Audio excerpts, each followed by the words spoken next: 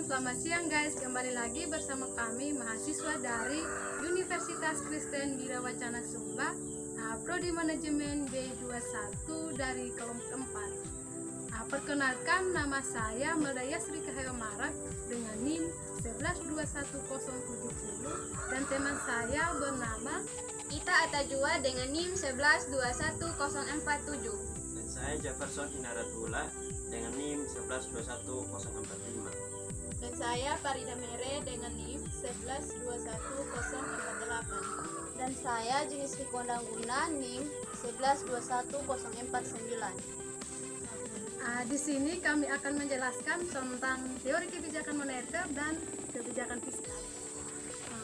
Apa yang saudara Jenis dipahami tentang kebijakan moneter dan kebijakan fiskal? Pendapat saya, kebijakan moneter dan kebijakan fiskal ialah kebijakan yang dibuat oleh Bank Sentral untuk mengatur jumlah uang beredar dan tingkat suku bunga.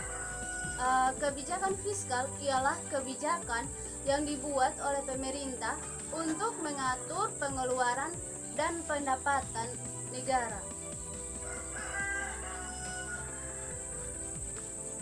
Apa yang Jefferson ketahui tentang kebijakan moneter dan kebijakan fiskal di masa pandemi COVID-19?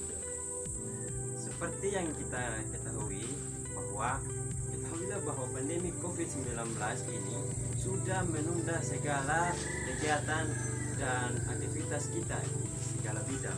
Salah satu bidang yang paling terkesan itu adalah bidang ekonomi. Seperti kita ketahui, banyak orang yang sudah berbisnis dan jangka waktu sangat lama, akhirnya harus menunda atau menutup usaha mereka gara-gara pandemi. Banyak dari mereka yang mengalami penurunan penjualan, kemudian kerugian hingga kebangkrutan, harus menutup usahanya secara permanen. Selain itu, pemerintah juga mengalami ketertundaan dalam pelaksanaan kegiatan ekonomi. Pemerintah kita sudah menetapkan atau melaksanakan anggaran-anggaran yang dilokasikan ke bidang-bidang tertentu gara-gara pandemi COVID-19 ini. Kita harus mengetahui atau merevisi anggaran-anggaran tersebut untuk mengganti kepentingannya serta untuk dialokasikan ke bidang COVID-19. Menurut saudara Ita, bagaimana upaya untuk mengatasi terjadinya COVID-19 dalam kebijakan moneter dan kebijakan fiskal? Jadi, upaya yang dilakukan untuk mengatasi permasalahan ini, pemerintah memiliki kebijakan moneter dan kebijakan fiskal. Untuk mengatasi permasalahan tersebut, ada kebijakan fiskal, yaitu kebijakan yang berkaitan dan dengan pengeluaran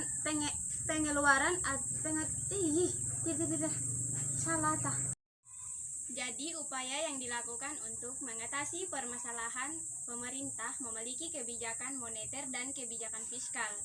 Nah, untuk mengatasi permasalahan tersebut, kebijakan fiskal yaitu kebijakan yang berkaitan dengan pengaturan pengeluaran pemerintah dan perpajakan yang ada di Indonesia.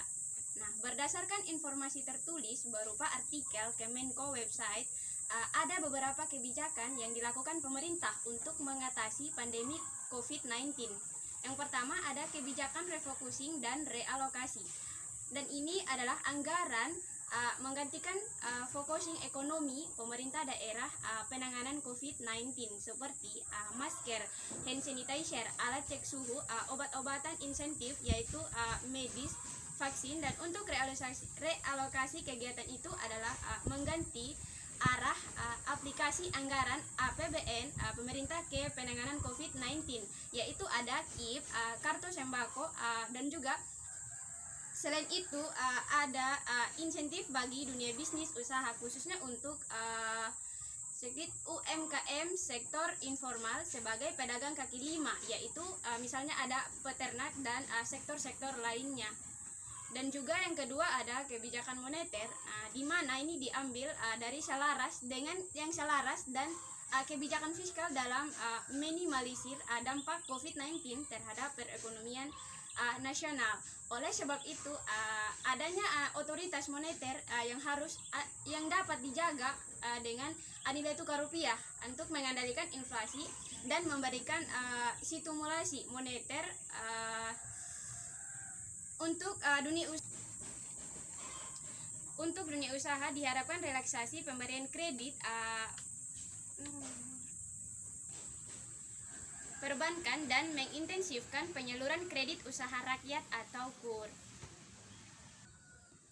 Menurut Saudara Ida, bagaimana cara pemerintah melakukan pembelian pengeluaran anggaran pada masa COVID-19?